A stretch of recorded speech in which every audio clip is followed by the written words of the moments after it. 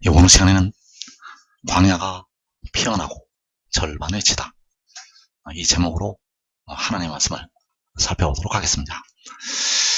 광야가 무성하게 피어나게 되고, 그 무성하게 피어난 광야가 바로 한 일의 절반에 지게 됩니다. 그래서 많은 백성들은 그 광야가 피어나는 시기를 천년왕국의 시기로 알고 있는데, 그때가 아니라 바로 이 광야가 잠시 피어났다가 한 일의 절반에 지게 된다는 사실. 그래서 광야가 피어나고 절반에 지다라는 제목으로 하나님의 말씀을 살펴보도록 하겠습니다. 그래서 다니엘을 통해서 70일에를 말씀을 하셨는데, 그 70일에서 한 일의 절반에 바로 그 짐승이 올라온다고 말씀을 하셨습니다. 그래서 다니엘 9장 26절에서 장차 한 왕의 백성이 와서 그 성읍과 성소를 무너뜨리려니와 그의 마지막은 홍수에 휩쓸림 같을 것이며 또 그 끝까지 전쟁이 있으리니 황폐할 것이 작정되었느니라. 그가 장차 많은 사람들과 더불어 한 일해 동안의 언약을 굳게 맺고 그가 그 일의 절반에 제사와 예물을 금지할 것이며 또 포악하여 가증한 것이 날개를 의지하여 설 것이며. 자, 여기에서 이 짐승이 와서 바로 한 왕의 백성이 와서 그 성읍과 성소를 무너뜨린다고 말씀하셨습니다. 그래서 그 성읍을 무너뜨릴 때가 바로 언제인가 하면 그 일의 절반이 되겠습니다. 바로 한 일에 70일 중에서 마지막 남은 한 일의 절반에 한 왕의 백성이 와서 그 성읍과 성소를 무너뜨리게 된다는 사실입니다. 그래서 그 일의 절반이라는 것이 바로 전 3년반이 끝나는 날이 되겠는데, 전 3년반이 끝나는 날에 와서 그 성읍과 성소를 무너뜨리게 되겠습니다. 그래서 무적갱으로부터 올라오는 짐승, 이 무적갱으로부터 이제 짐승이 올라오게 되는데, 그 짐승이 많은 사람들과 한 일해 동안에 언약을 맺게 됩니다. 그 많은 사람들과 한 일에 바로 7년의 언약을 굳게 맺게 되고, 그 절반에, 그 7년의 절반에 올라와서 그 성읍과 성소를 무너뜨린다고 말씀하셨습니다. 그래서 그때가 바로 요한계시록 11장에 나타나 있는데, 바로 계시록 11장 7절에서 짐승이 그들과 더불어 전쟁을 일으켜 그들을 이긴다고 말씀하셨습니다. 자, 그들은 바로 두 증인이 되겠는데, 전 3년반이 끝나는 날에 짐승이 올라와서 그 성읍을 무너뜨리게 되고, 그 성읍 안에서 전 4년만 일을 한 두 증인을 사로잡아 가서 죽이게 됩니다. 그래서 그 한 일의 절반에 그 성읍과 성소를 무너뜨린다고 말씀하셨는데, 다니엘을 통해서 그 일의 절반에 그 성읍을 무너뜨린다고 말씀하셨습니다. 또 하나님께서는 이사야 선지자를 통해서 이때의 일을 말씀을 하셨습니다.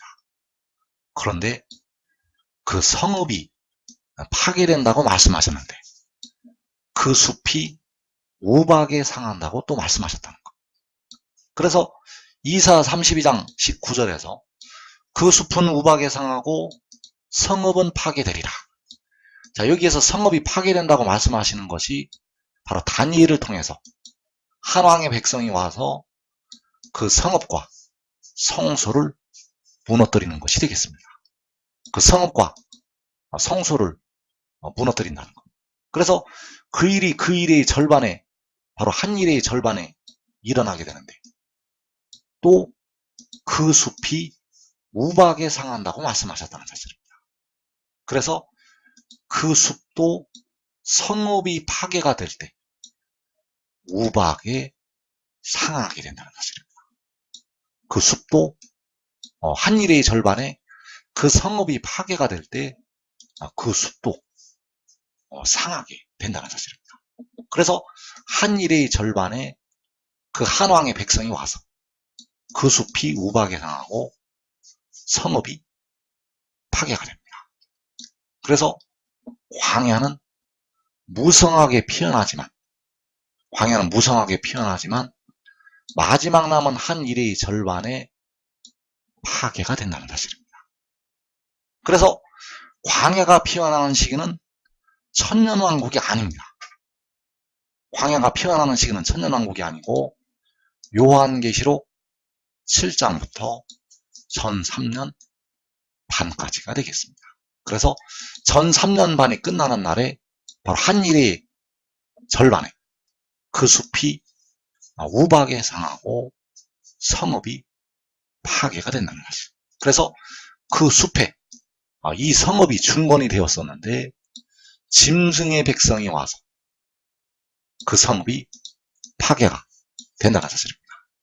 그래서 계시록 12장에서 그 광야 자기 곳이 바로 그 숲이 되겠고 파괴가 될 성읍이 되겠습니다.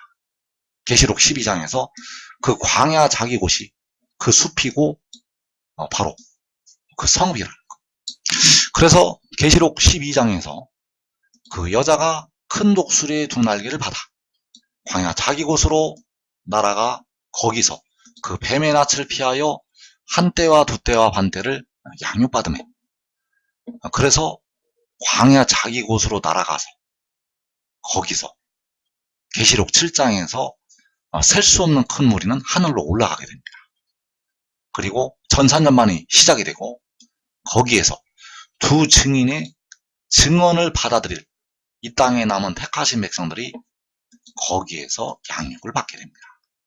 그리고 한 일의 절반에 그 광야로 한 왕의 백성이 오게 되고 그 성읍과 그 숲이 파괴가 된다는 사실입니다. 그래서 이 광야가 그 여자가 가게 되는 그 광야가 바로 그 숲이 되겠고 거기에 바로 이 성읍이 중건이 된다는 사실입니다. 다니엘이 말한 바 그 중건되는 예루살렘이 바로 이 광야의 중건이 된다는 사실입니다. 그래서 그 일의 절반에 한 일의 절반에 전산년만이 끝나는 날에 그 숲이 우박에 상하고 성읍이 파괴가 되는데 그 전에 많은 일들이 일어나게 됩니다. 그 숲이 우박에 상하고 성읍이 파괴가 되기 전에 많은 일들이 일어나게 된다는 것. 그래서 계시록 6장에서는 4분의 1이 죽임을 당하는 환란이 일어나게 됩니다. 그 환란 후에 주님께서 공중에 강림을 하시게 됩니다. 그래서 그때가 바로 여섯째 인, 계시록 6장에서 여섯째 인을 떼실 때가 되겠고 이때 땅에 살아있는 사람들은 우리를 가리우라고 숨어서 외치게 됩니다.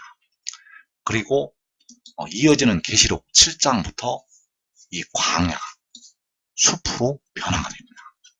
광야가 숲으로 요한계시록 7장부터 변화가 된다는 것. 그래서 그때 각 나라에서 나오는 셀 수 없는 큰 무리가 이 광야로 모여서 하늘로 올라가게 됩니다.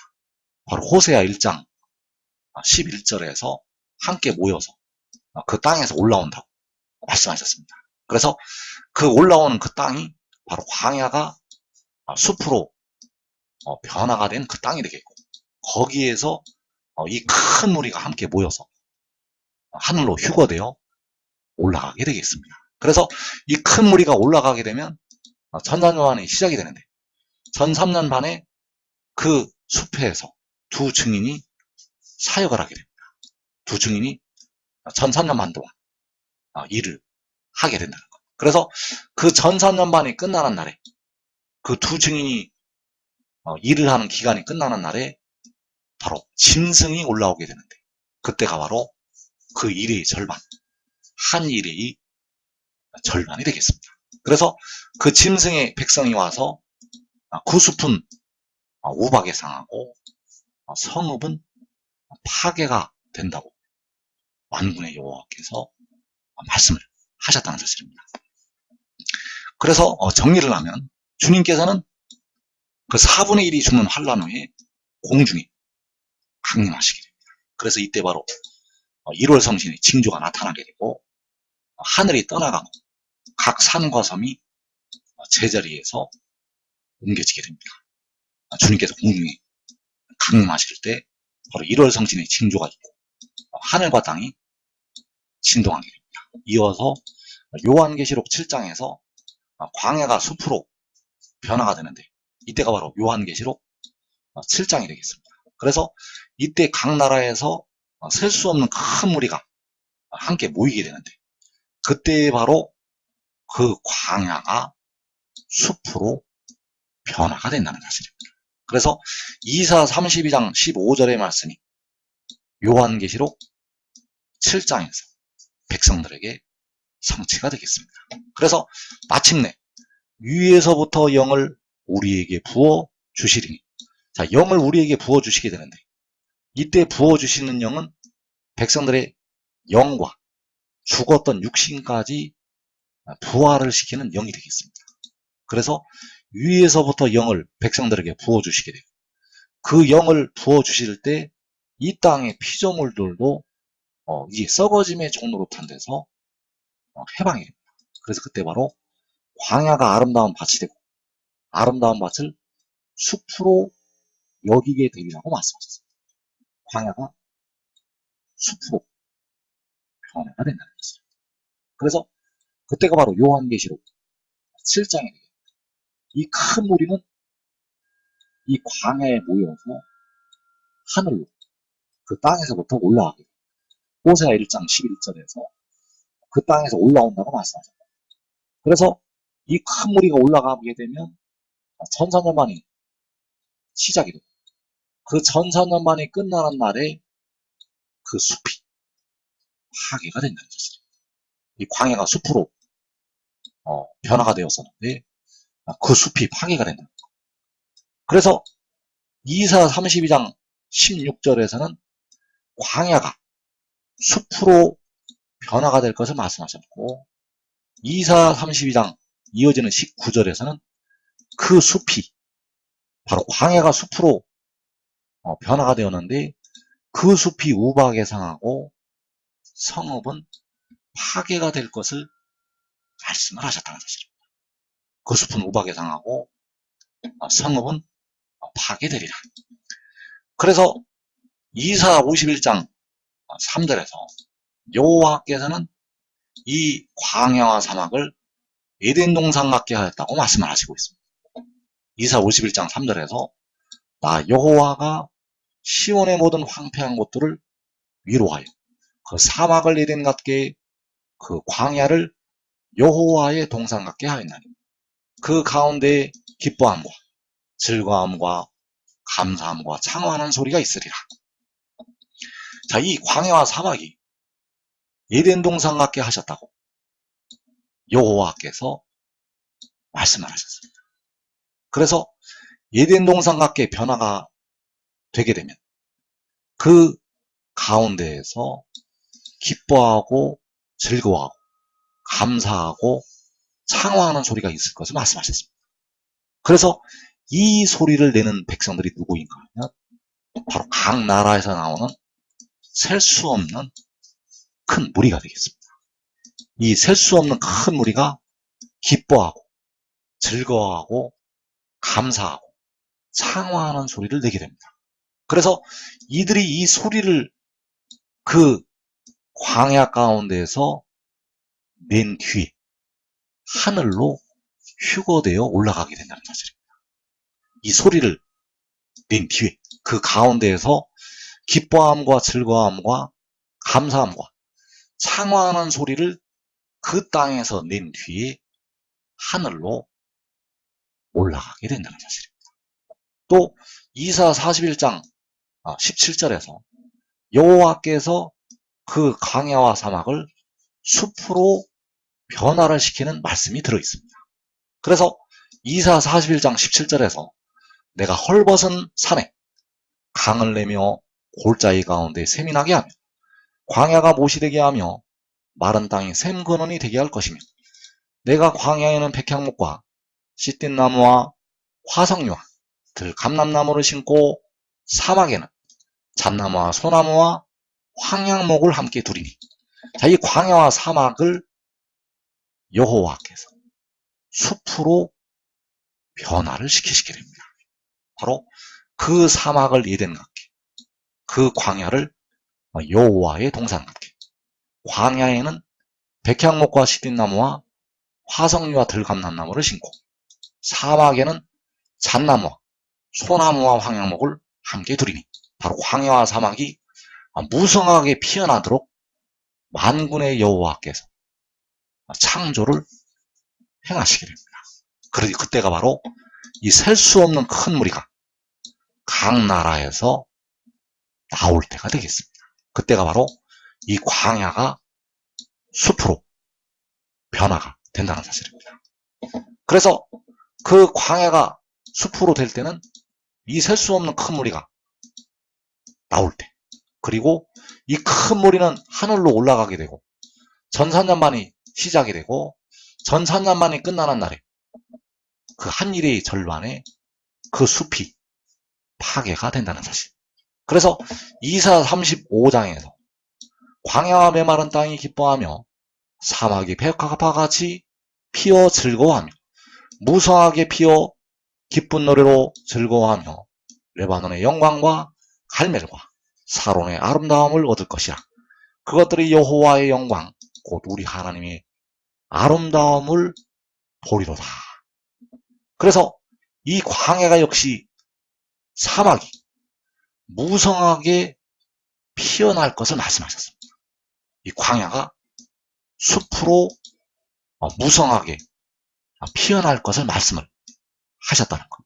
그러나 그 무성하게 피어난 숲이, 그 무성하게 피어난 숲이 우박에 상하고 그 성읍이 파괴되리라고 말씀을 하셨다는 사실입니다. 이사 32장 19절에서 그 숲은 우박에 상하고 성읍은 파괴되리라.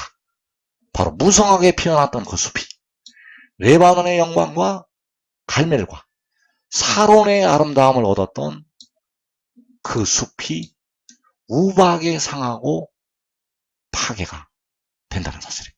그래서 이 광야가 무성하게 피어나는 시기는 천년왕국이 아니라 바로 요한계시록 7장에서 그 셀 수 없는 큰 무리가 각 나라로부터 나올 때가 되겠습니다.